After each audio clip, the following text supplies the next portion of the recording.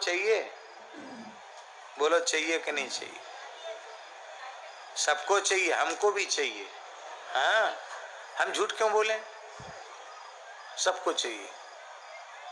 लक्ष्मी माता है, माता की कृपा किसको नहीं चाहिए? सबको चाहिए।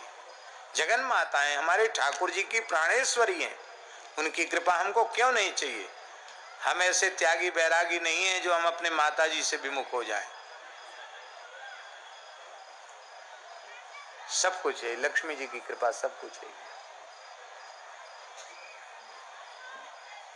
लक्ष्मी जी की कृपा चाहिए तो इतने काम करना छोड़ दो।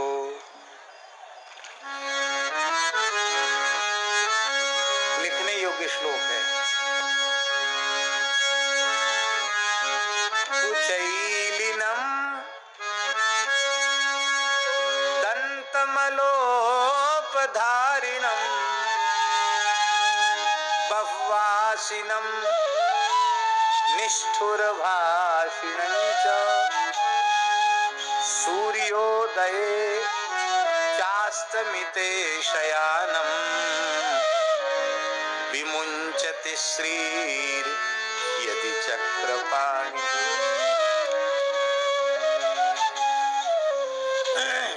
इतने दोष नारायण भगवान में भी आ जाएं तो उनको छोड़ के लक्ष्मी जी चली जाएंगे। हम तुम तो किस लाइन में?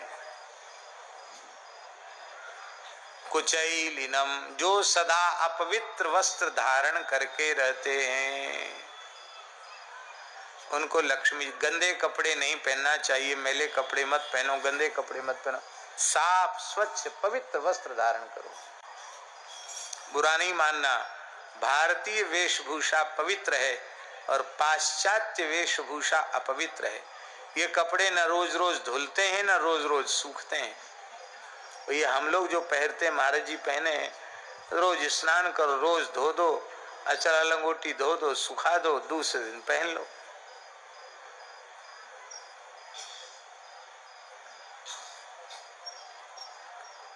अब जो इस बहुत मोटा कपड़ा चला है, क्या जीन्स कहते क्या कहते, वो तो पता नहीं धुलता होगा कि नहीं धुलता होगा, अथवा कैसे धुलता होगा, हमें अनुभव भी नहीं है, जरूरत भी अनुभव की नहीं है।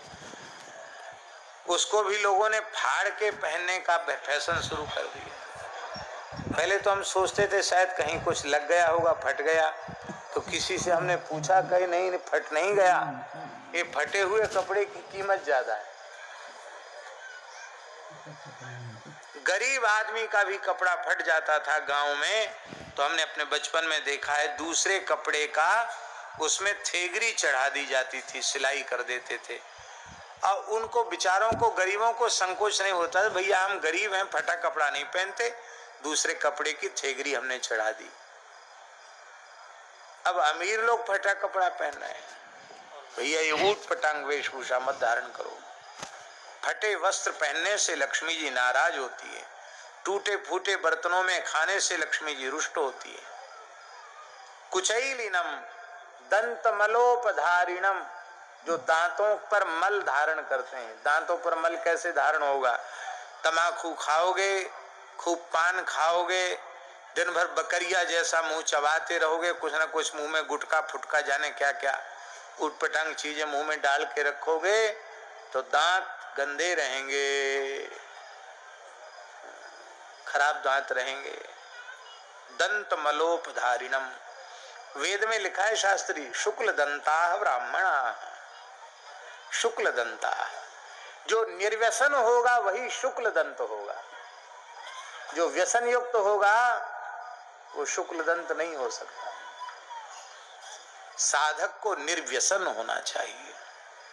कुचैलिनलोपधारिणम बह्वासिनम, जो खूब ठूस ठूस के खाते हैं, उनसे भी लक्ष्मी जी नाराज हो जाती है। गले में जलन पड़ रही है, भीतर वाला मना कर रहा है कुछ मत खाओ, और बढ़िया राजभोग गुलाब जामुन रबड़ी सामने आई, हा, प्रसाद का तिरस्कार हम नहीं कर सकते। प्राप्त मात्रेण भोक्तव्यम, नात्र कार्या विचारणा, भले ही उल्टी हो जाए। अरे भाई, अब कोई बाजरे की रोटी भोग लगा के धर दे अरे महाराज अभी माला पूरी नहीं भाई, बाद में देखा जाएगा। तो बाजरे की रोटी में प्रसाद निष्ठा कहाँ चली गई? और रबड़ी मलाई मालपुआ देख के प्रसाद निष्ठा उदय हो गई। ये प्रसाद निष्ठा नहीं है, ये पदार्थ निष्ठा है। ठूस ठूस के नहीं खाना, जितना आवश्यक है शरीर के व्यवहार के लिए खाना उतना खाना, उससे अधिक नहीं खाना। कुचैलिनम दंतमलोपधारिणम बहुवासिनम निष्ठुर भाषिणं च। बहुत से लोगों का स्वभाव होता है, वो बोलते ही ऐसे हैं कि बस मानो मीठा बोलना जानते नहीं, कड़वा ही बोलते हैं।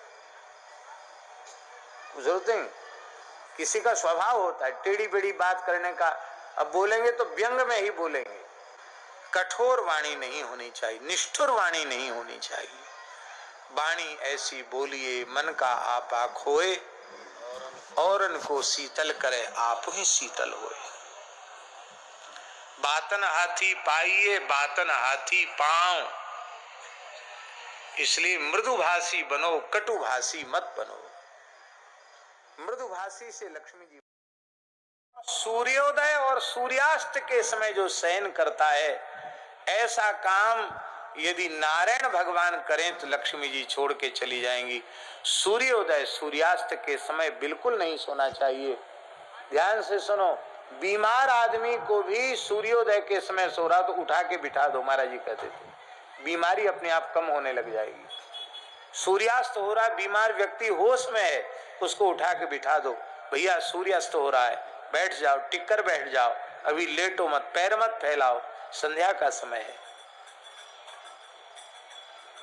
विमुंचत श्रीर यदि चक्रपाणि ही, तो इसलिए लक्ष्मी जी का आदर करना चाहिए।